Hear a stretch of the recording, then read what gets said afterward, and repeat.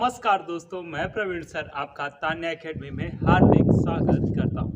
दोस्तों, आज हम बात करने वाले हैं दिल्ली सल्तनत के अंतिम शासक इब्राहिम लोदी के बारे में। यह लोदी वंश का भी क्या है, अंतिम शासक है। इसे और किस नाम से जाना जा सकता है? अफगानों का अंतिम शासक दिल्ली सल्तनत में कौन था? तो वो था इब्राहिम लोदी। जैसे हम क्या कर रहे हैं, पीछे जितनी भी क्लासेस हमने पढ़ी हैं, हम किसके बारे में बात करते हैं? पहले उसकी पृष्ठभूमि की बात करते हैं, फिर उसके बाद हम क्या करते हैं, मेन पॉइंट पे आकर आपसे डिस्कस करते हैं।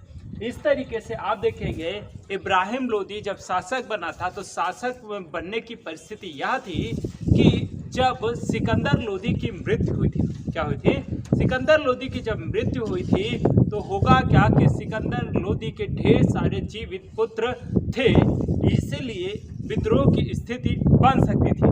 वहां पर केवल दो ही व्यक्तियों के मध्य युद्ध होने की स्थिति। एक का नाम था राजकुमार जलाल और दूसरे का नाम था इब्राहिम लोदी।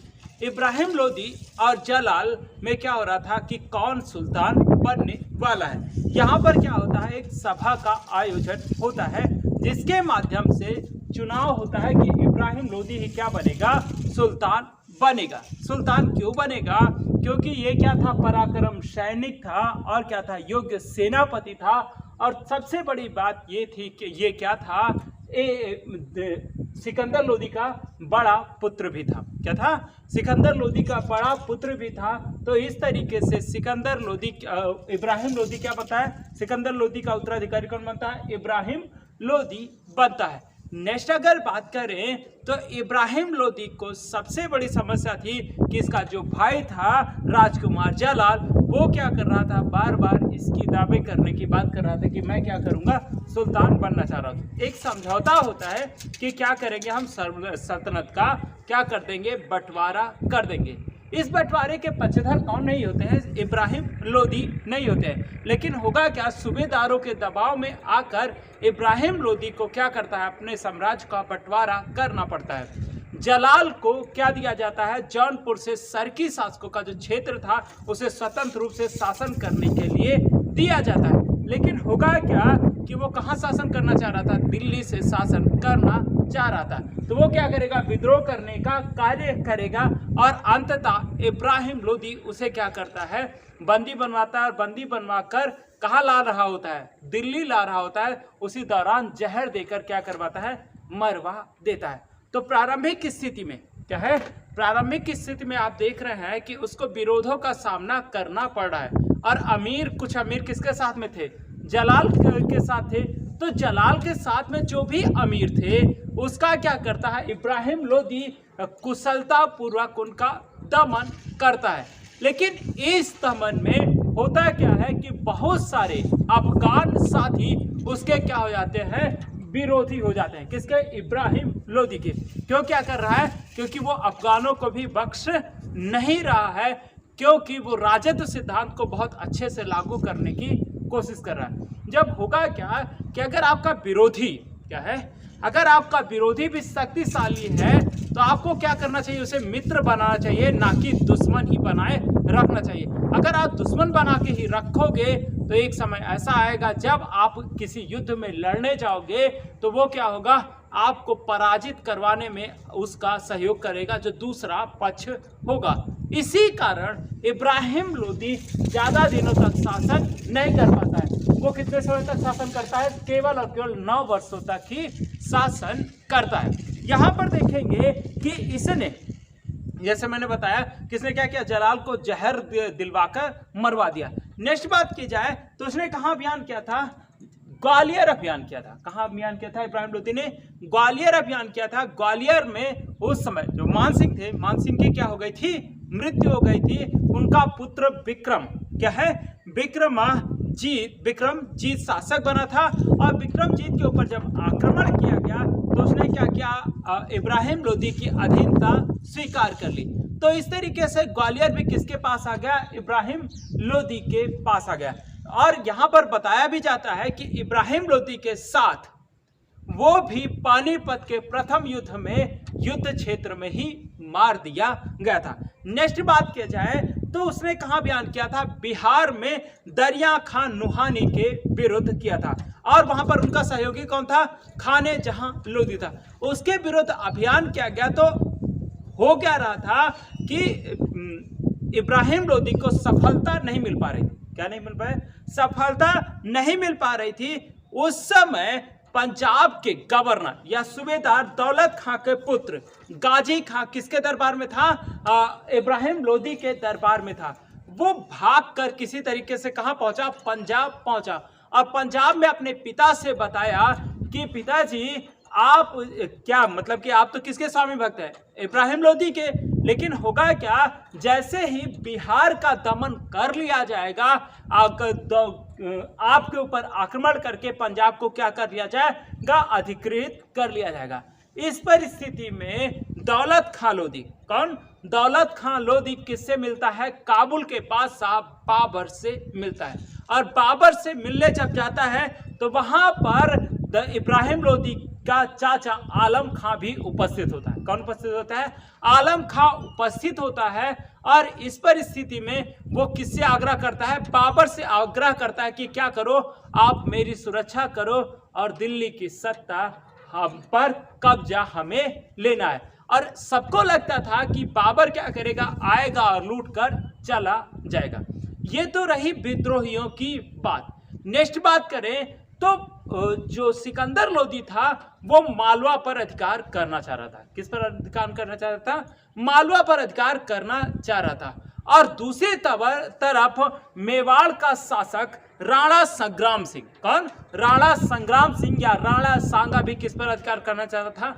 मालवा पर अधिकार करना चाह रहा था। मतलब दोनों की एक ही इच्छा होगी तो लड़ाई होना तो स्वाभाविक है।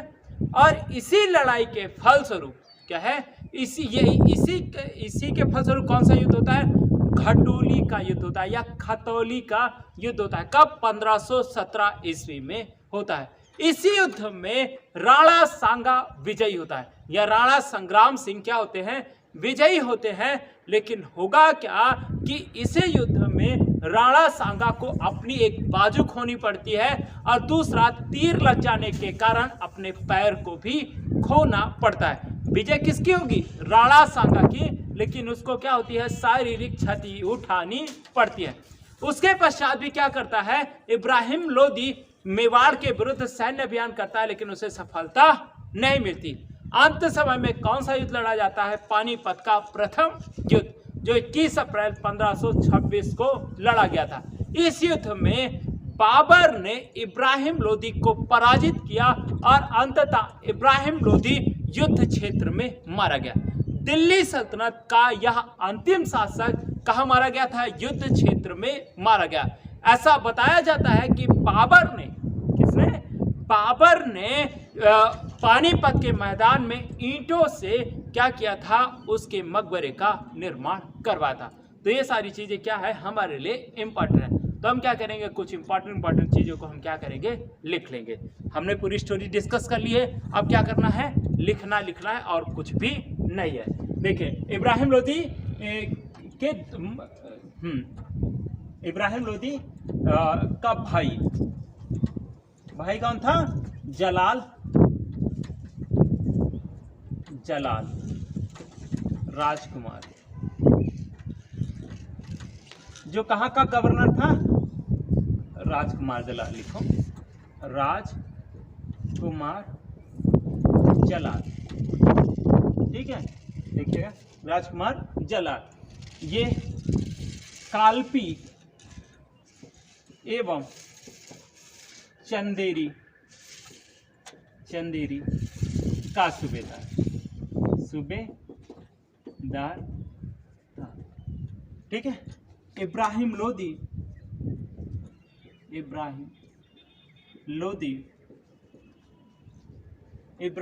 लोधी योग्य सेनापति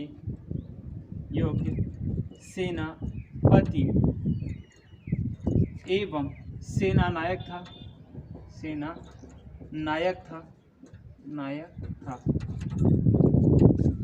इब्राहिम लोधी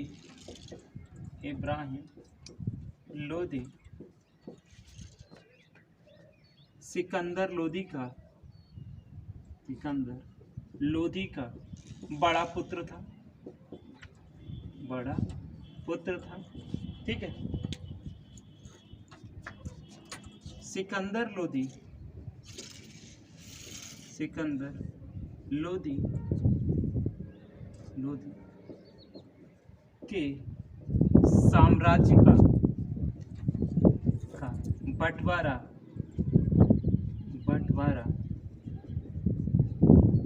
हुआ।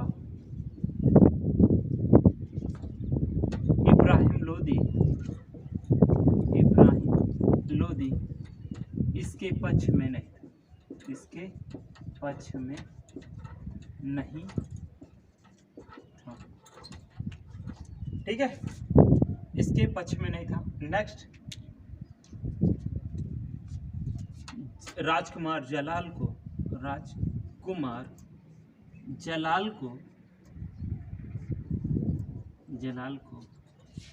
दिल्ली का जौनपुर का क्षेत्र प्राप्त हुआ, जिसे बाद में अब इब्राहिम लोधी ने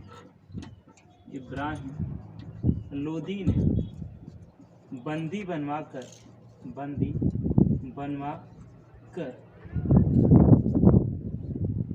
जहर देकर मरवा दिया।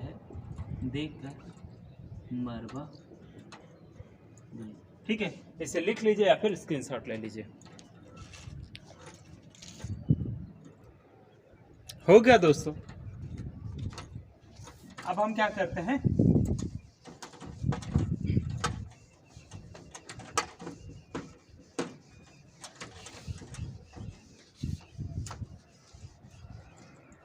देखिएगा, इब्राहिम लोधी ने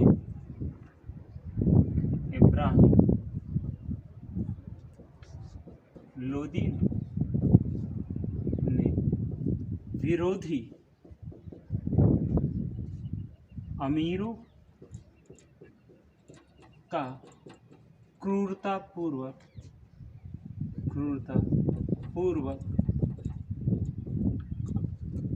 दमन किया। ठीक है, नेक्स्ट, अब हम किसकी बात कर लें, जिस जगह पर उन्होंने अभियान किया वहां का शासक कौन था, और बहुत ज्यादा इंपॉर्टेंट हमारे लिए नहीं है। तो पहला कौन सा अभियान था, ग्वालियर के बाद कौन सा, बिहार है ना। ग्वालियर में कौन था, किसकी मृत्यु हो गई थी, मान सिंह की क्या हो गई थी, मान सिंह की मृत्यु हो गई थी। मान सिंह का जो एक उत्तराधिकारी हुआ था जिसका नाम था विक्रमजीत, कौन था, विक्रमजीत, वो अपने पिता की तरह कोई तरीके से योग्य नहीं था। तो जैसे ही आक्रमण किया जाएगा तो विक्रमजीत क्या करेगा, इब्राहिम लोधी की अधीनता स्वीकार करेगा।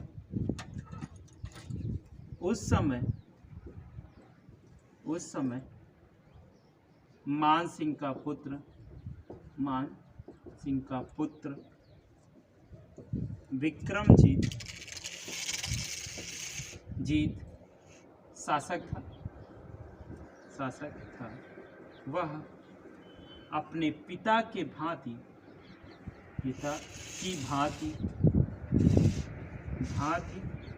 योग्य नहीं था।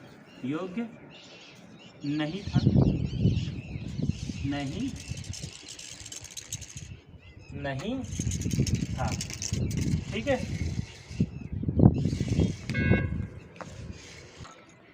योग्य नहीं था। नेक्स्ट पॉइंट इसमें, विक्रमजीत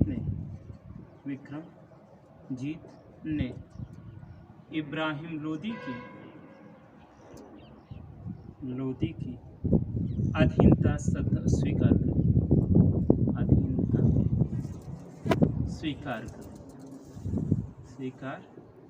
कर ली। ठीक है, नेक्स्ट, बिहार में किन लोगों ने विद्रोह किया था, यह तो अभियान हुआ था। दूसरी बात करें बिहार की, तो बिहार में कौन कौन लोग थे, दरिया खां नुहानी, दरिया खां नुहानी एवं कौन था, खाने जहां लोदी, खाने जहां लोदी। ठीक है, यहां अभियान सफल नहीं हुआ, सफल नहीं हुआ। ठीक है, तो ये रहा। नेक्स्ट बात करें तो क्या था, पंजाब का सूबेदार कौन था, पंजाब का सूबेदार कौन था, दौलत खां लोदी, दौलत खां लोदी। इसका पुत्र का नाम क्या था, गाजी खां, पुत्र गाजी।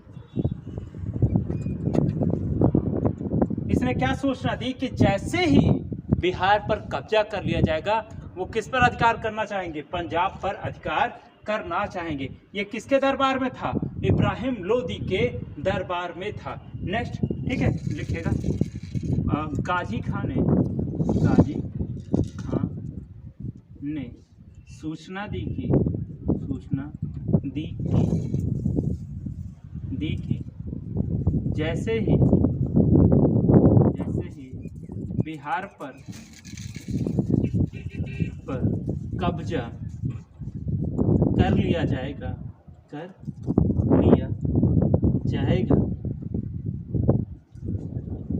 वह पंजाब पर अधिकार कर लेंगे, पंजाब पर अधिकार करेंगे।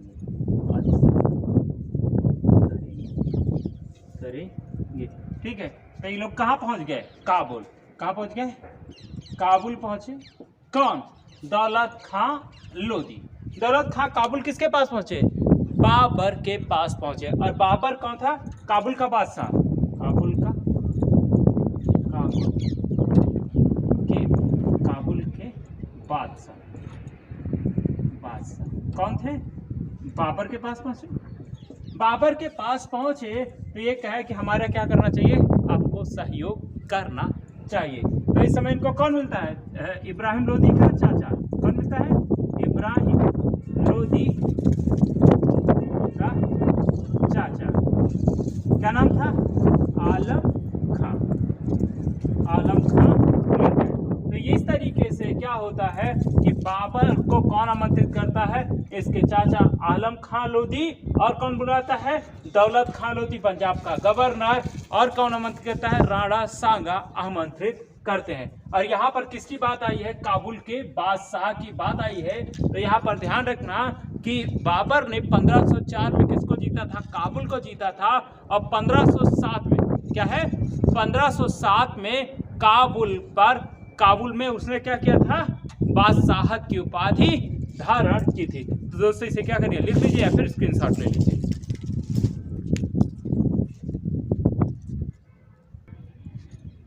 हो गया दोस्तों। अब हम बात करेंगे किसकी, राणा सांगा वर्सेस इब्राहिम लोदी के युद्ध के बारे में बात करेंगे। और अंतिम युद्ध कौन सा होगा, पानीपत का प्रथम युद्ध, जो कब लड़ा गया था, 21 अप्रैल 1526 को। का की डेट भी आपसे पूछ ली जाती है, तो ये चीज हमें क्या होनी चाहिए, याद होनी चाहिए। तो लिखेगा घटोली आब्लिक खतौली का युद्ध, खतौली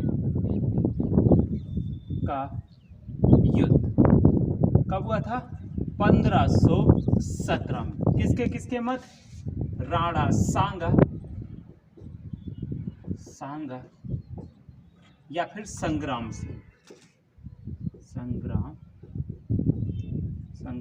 सिंह। ठीक है, और किसके मत, इब्राहिम लोदी। ठीक है, इसमें कौन होगा, इब्राहिम लोदी क्या होता है, पराजित। ठीक है, नेक्स्ट की बात की जाए तो राणा सांगा विजयी,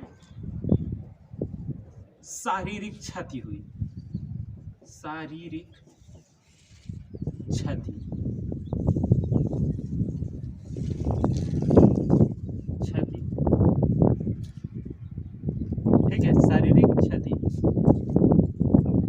बाजू खोना पड़ा, बाजू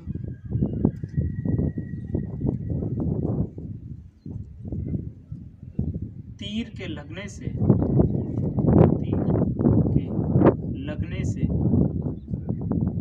पैर में भी नुकसान,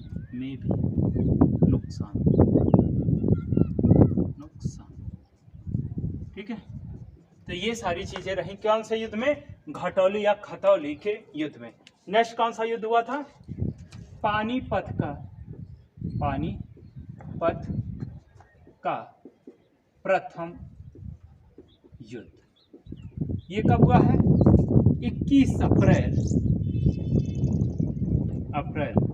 1526, ठीक है। किसके मित्र, इब्राहिम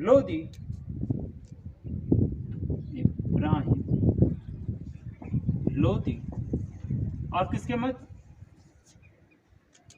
बाबर के मत, ठीक है।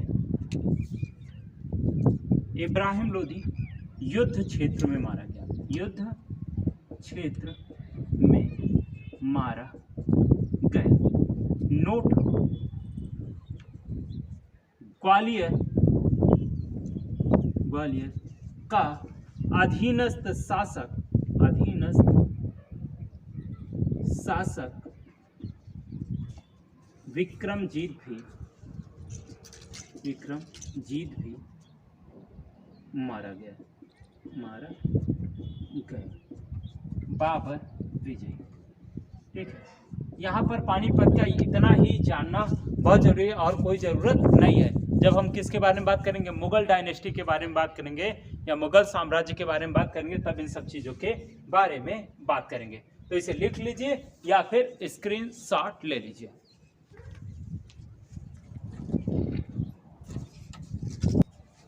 हो गया दोस्तों। अब हम क्या करते हैं, 2-3 पॉइंट और लिख लेते हैं जो हमारे लिए इम्पोर्टेंट है, और इसी के साथ ही क्या हो जाएगा, दिल्ली सल्तनत का समापन हो जाएगा। दिल्ली सल्तनत का समापन मतलब आप राजनीतिक इतिहास पढ़ चुके हैं, लेकिन आपको इसमें किसके बारे में पढ़ना है, प्रशासन के बारे में पढ़ना है, कला एवं संस्कृति के बारे में पढ़ना है। लेकिन हम क्या करेंगे, इन सब चीज़ों के बारे में बात करके नेक्स्ट हम देखेंगे हमको करना क्या है। तो इस चीज़ को अभी ध्यान रखना है। तो लिखिएगा, इब्राहिम लोदी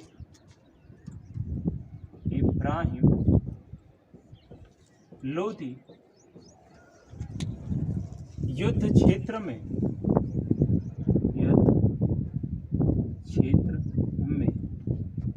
मारा जाने वाला एकमात्र सुल्तान था। नेक्स्ट, इब्राहिम लोदी दिल्ली सल्तनत एवं लोदी वंश का अंतिम शासक।